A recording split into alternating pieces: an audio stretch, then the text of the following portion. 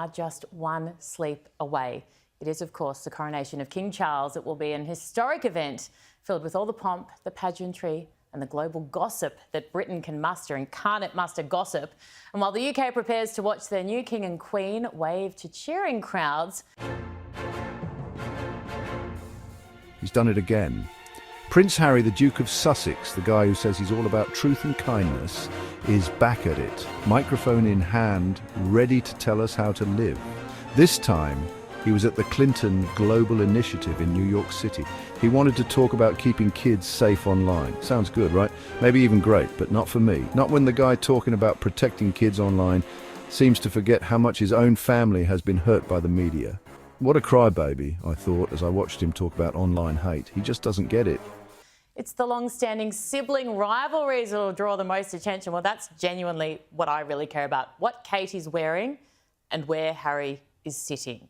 The two big things for me. Now, my next guest, I don't think he'll know what Kate is wearing, but he might know more about where Harry is sitting. He knows the ins and outs of these royal rifts better than most. He's started a few of them. Piers Morgan joins me now. Piers, welcome. Thank you so much. I wanted to start by asking you first about the popularity of the monarchy in the UK, because according to recent surveys, it seems quite low. Yeah, look, I think there's a big issue for the new King Charles, which is what do you do about a monarchy which is slowly going out of fashion?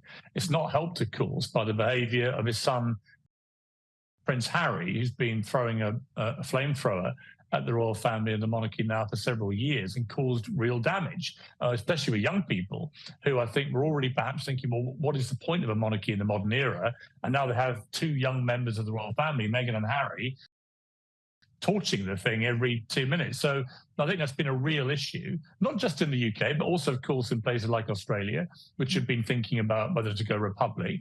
And I think it's going to be the big challenge for this king, is that can he actually keep the monarchy intact? And I think, it's going to be down to him and probably his son, William, to see what they can do in the next 10, 15, 20 years to arrest what is clearly an inexorable decline at the moment in support. Well, of course, Piers, we'll get to Harry in just a moment, but I want to talk to you about Camilla first and the kind of role that she can play in this. I know that she was criticised, and you too, to be honest, for attending a lunch together recently. What's she like as a person, and what kind of role can she play in trying to make the royal family more popular?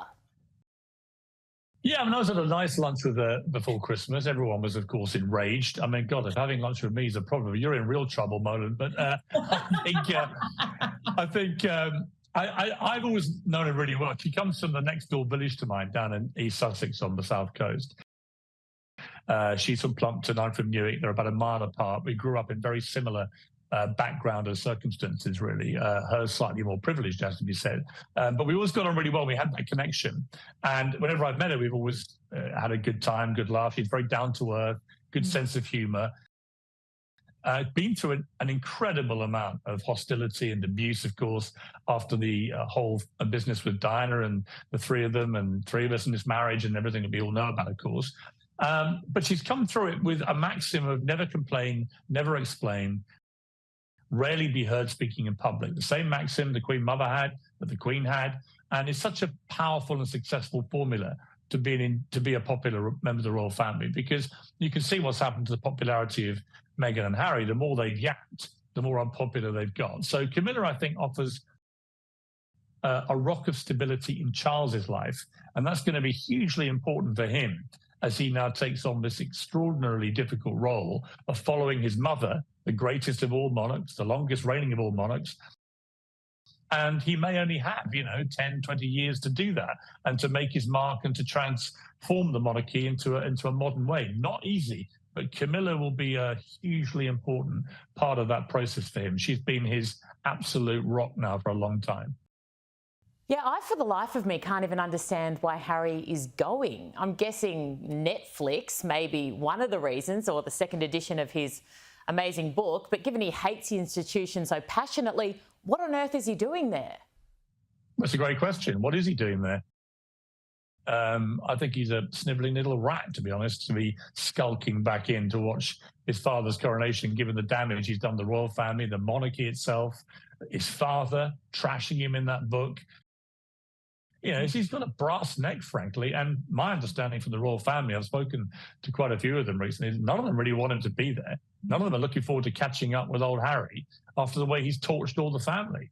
William in particular is absolutely incensed about him, and Meghan, as is Kate, his wife, who was also buried in that book. I think it's fine for Harry to make hundreds of millions of dollars torching his family, but when he comes face to face with them, they're going to, I think, be very, very frosty this time. And I suspect he'll be put under a pillar somewhere near Prince Andrew to keep him out of the way.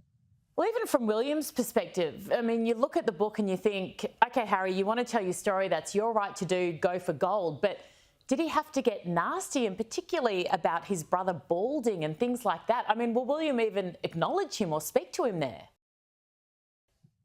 I don't think William will go anywhere near him. No, I think he's absolutely incandescent with rage about it. He's done a few forced things with Harry in the last 3 years, but all of them were very awkward to watch. But I know for a fact from friends of mine who have got very well plugged into the world that William just wants to punch his lights out.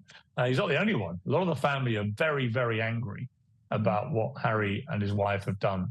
And they're also just, like I say, the brass neck of a guy rocking up now to this big event because he knows that if he doesn't, he ceases to be that interesting in America where they're making all their money. He's got to be seen with the royals because that's the fuel, that's the currency that they live on.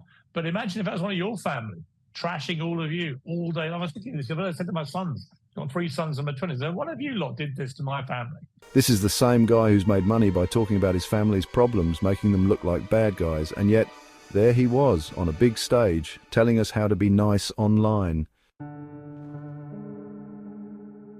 His Royal Highness, Mr. Know-It-All, said big tech companies should be responsible for what's shared online. He talked about protecting kids from bad stuff and from those tricky things that make them stay online too long. Sounds nice, of course. But where was all this worry about kids when he and his wife were telling their side of the story to Oprah? Where was he when the internet was full of mean gossip about his family? One set of rules for them, another for everyone else, right? Harry wants it both ways. He wants to be the victim and the hero, the hurt prince and the good guy. He wants to make money from being royal and also complain about them. Well, I don't believe him. For 3 years, that would be it. You wouldn't be invited to any family events. You'd be gone. There was a little bit of talk this week that Harry might actually be seated between Beatrice and Eugenie, of course, Prince Andrew and Fergie's girls, because they're more sympathetic to him. I think actually one of them introduced Meghan to him, is the story. But there was a great photo very recently, last month, I think, of you hugging one of them. I think it was Beatrice. I don't know how Harry would have taken that. Well, I've known Princesses Eugenie and Beatrice a long time. I knew their mum very well. I still do, Fergie, Sarah Ferguson. She's always been great. I've known her 30 years, and I've known the kids really since they were born. And they've always been utterly delightful. A real credit to their mum, actually, I think in particular. Although I think Andrew's been a good father to them as well. But I think, it was quite amusing. I wasn't going to publicise that lunch, but there was some sneaky paparazzi, Erin. Can you believe it? As a former tabloid editor, I was shocked, I tell you. That there was some sneaky paparazzi getting pictures. And of course, poor old Beatrice has given me a big old bear hug at the end as she leaves, and that's the picture that goes up. I would imagine that probably precipitated a volcanic explosion of molten hot, seething lava somewhere in Montecito. Well, as someone who has been the victim of many paparazzi shots myself, but also use them in my line of work, I'm very reluctant to also be critical. But what about this public pledge? It seems utterly ridiculous to me that they think anyone in their households will stand up and do that out loud. What do you think about it? And is it a little bit of an own goal, especially if they're trying to make this institution more popular, younger, more relatable? It seems archaic. Yeah, I think it is a bit of an own goal because I think that they haven't really thought this through, particularly the second half of it. Well, we're not just apparently supposed to be reciting our allegiance to this king, who is someone I greatly respect and would happily do that because I believe in the monarchy and I believe in the succession. But the idea we have to also plead allegiance to all of the heirs and successors. Now, think about that for a moment. we're only like 2 or 3 tragedies away, and I hate to say that, but this is reality of the line of succession. If certain key members of this royal family were to suddenly not be there, we're heading down to King Andrew territory, or God forbid, King Harry and Queen Meghan. And forgive me, I ain't going to be preaching any allegiance to that lot. So I don't think they thought this through very well. And I think there's going to be probably, I would imagine, a rather awkward silence in most homes when that penny drops and they realize by swearing the allegiance the way they want it to be phrased means it's unended. It can include all members of the royal family who may end up as monarch. Well, I'm sorry, I'm not ready to do that yet.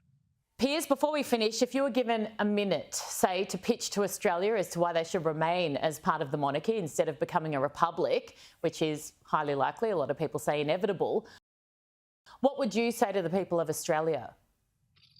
I would look at places that have elected presidents like the United States, or prime ministers like the UK, Boris Johnson, Donald Trump, Joe Biden right now, and ask yourself one question. What's better for the reputation of your country to have as the actual head of state? Someone like Donald Trump, with all the wrecking ball carnage that comes with him, someone like Boris Johnson or Liz Truss, which is where you go if you head towards elected officials running, being heads of state. I think there's something unique about the British monarchy and the Commonwealth. I think it's a special thing.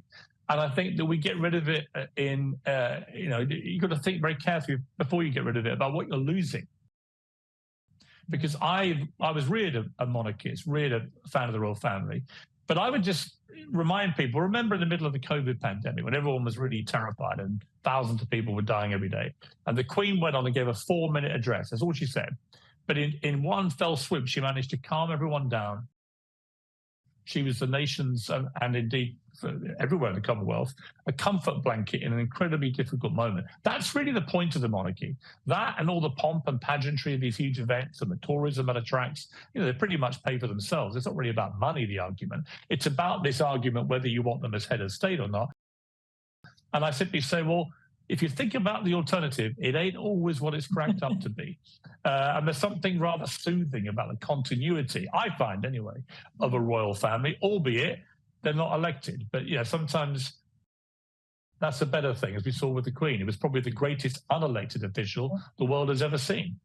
As always, you've absolutely nailed it. We can't wait to watch you later on tonight. A very, very good show coming up. Piers Morgan, thank you so much, my friend. Can't wait to see you back in Australia again and for another lunch, of course. Take care, Ed. All the best. This isn't the first time Prince Harry and I have argued. Our fight, if you can call it that, has been going on for years. From the moment he and Meghan Markle got engaged, I knew things were going to get crazy. And I was right. Their super-fast romance, their big wedding, their very public exit from the royal family. It's been a never-ending drama with Harry and Meghan as the main characters. I've always said what I think, pointed out when people aren't being honest, and let's be honest, not being honest is Harry's thing. He talks about mental health while publicly saying bad things about his family. He talks about privacy while starring in a Netflix show about his private life. He says one thing and does another. It's sad, really. Harry used to be one of the most liked royals. He was charming, likable, and really wanted to do good. But somewhere along the way, he got lost. He let Hollywood and being famous change him. He turned his back on his family, his country, and his job. His brother, Prince William, made a different choice. He knows being royal isn't about being famous or rich. It's about helping others, doing your job, and putting others first.